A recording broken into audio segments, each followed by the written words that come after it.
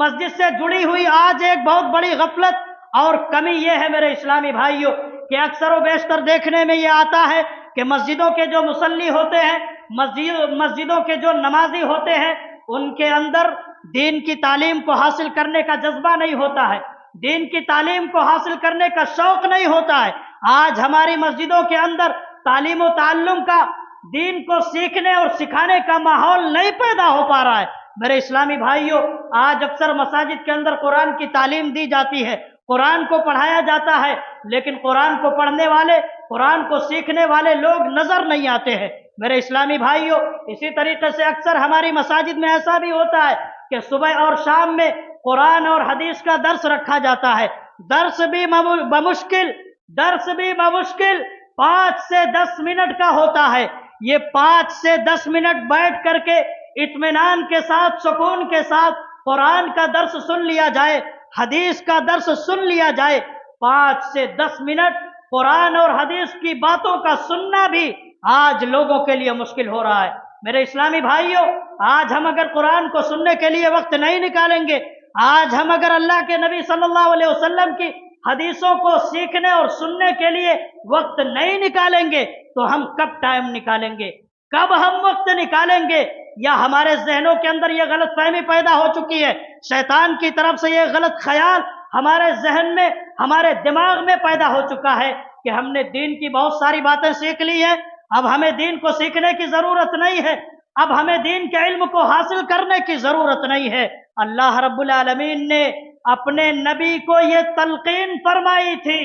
وَقُلْ رَبِّ زِدْنِي عِلْمًا، آپ کہیے کہ اے رب مجھے علم میں زیادتی عطا فرما۔ علم کی زیادتی کو طلب کرنے کا حکم دیا گیا، اور جس کے پاس دین کا علم ہو، جس کے پاس دین کی سمجھ ہو، یہ اللہ کی کتنی بڑی نعمت ہے۔ اللہ کے نبی صلی اللہ علیہ وسلم فرماتے، بخاری کی روایت ہے، مَن يُرِدِ اللَّهُ بِهِ خَيْرًا يُفَقِّهُ فِي الدِّينِ، کہ اللہ رب العالمین جس کے ساتھ خیر کا ارادہ کرتا ہے، اللہ جس کے ساتھ بھلائی کا ارادہ کرتا ہے، اسے دین میں اللہ رب العالمین سمجھ عطا فرماتا ہے۔ اسی طریقے سے میرے اسلامی بھائیوں، مسجد کے تعلق سے، مسجد سے جڑی ہوئی ایک اور چیز، ایک اور بات عہدہ اور منصب کی ہے۔ عہدہ اور منصب کسی بھی چیز کا ہو، ہر چھوٹا اور بڑا عہدہ امانت ہوا کرتا ہے۔ اگر کوئی آدمی اپنے اوپر کوئی ذمہ داری لے لیتا ہے تو اس عہدے کو، اس ذمہ داری کو شریعت کے اصولوں کے مطابق اس کو نبھانا اور ادا کرنا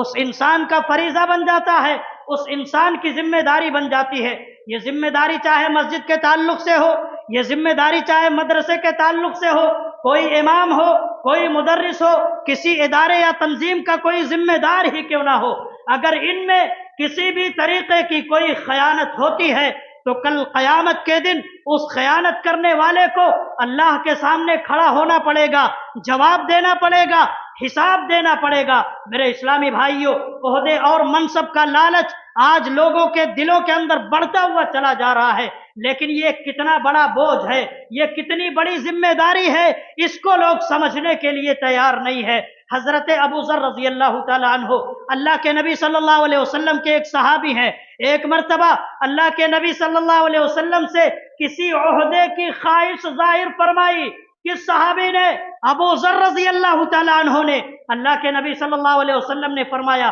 یا ابا ذر انک ضعیف، یا ابا ذر انک ضعیف، انہا امانہ وانہا یوم القیامت خزی وندامہ۔ اللہ کے نبی فرماتے ہیں، اے ابو ذر رضی اللہ تعالیٰ عنہ تم ضعیف ہو، اے ابو ذر رضی اللہ عنہ تم کمزور ہو، عہدہ یہ ایک امانت ہوتا ہے اور یہ قیامت کے دن ندامت کا اور اسی طریقے سے شرمندگی کا باعث بنے گا، سوائے ان لوگوں کے جن لوگوں نے اپنے حقوق ادا کیے اور جن کے اوپر اللہ نے کوئی ذمہ داری ڈالی تھی، اس ذمہ داری کو ان لوگوں نے پورے طریقے سے نبھایا۔ ہم اللہ سے دعا کرتے ہیں کہ اللہ جس کی جو بھی ذمہ داری ہے، ہم میں سے ہر ایک کو اللہ رب العالمین اس کی ذمہ داری کو صحیح طریقے سے نبھانے کی توفیق نصیب فرمائے۔ اور اسی طریقے سے میرے اسلامی بھائیوں، اسلام، اللہ رب العالمین نے اسلام کی شکل میں ہمیں جو دولت عطا فرمائی ہے، ایمان کی شکل میں ہمیں جو نعمت اللہ نے عطا فرمائی ہے، اس نعمت کا تقاضا یہ ہے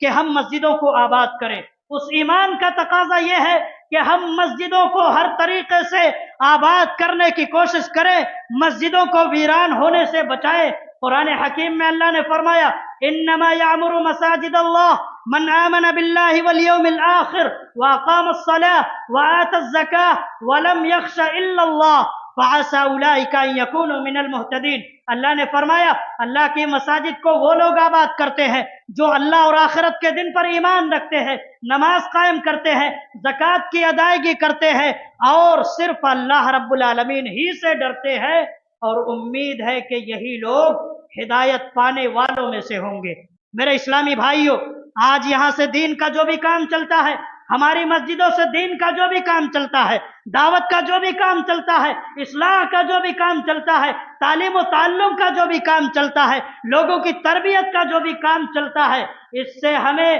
لوگوں کو متنفر کرنے سے بچنا چاہیے۔ اس سے ہمیں لوگوں کو متنفر نہیں کرنا ہے، اس سے ہمیں لوگوں کو دور نہیں کرنا ہے، بلکہ یہ ایک خیر کا کام ہے، یہ بھلائی کا کام ہے، اس سے ہمیں لوگوں کو جوڑنا ہے، ہمیں اپنا تعاون اس چیز کے اندر پیش کرنا ہے، ہمیں اس خیر اور بھلائی سے لوگوں کو جوڑنے کی کوشش کرنا ہے۔ اور دین کی دعوت دینے کے راستے میں اگر کوئی تکلیف آتی ہے، ایک دائی کا اگر مذاق اڑایا جاتا ہے، یا دین کا کام کرنے میں، اصلاح اور تربیت کا کام کرنے میں کسی بھی طریقے کی کوئی دشواری پیش آتی ہے، تو سچا دائی وہ ہوتا ہے، سچا دائی وہ ہوتا ہے جو ان تمام چیزوں کو برداشت کرتا ہے، ان تمام چیزوں پر صبر کرتا ہے اور لوگوں کی کوئی پرواہ نہیں کرتا۔ انبیاء کا اسوہ، انبیاء کا نمونہ، انبیاء کرام کے کردار کو اپنے سامنے رکھتے ہوئے اللہ رب العالمین سے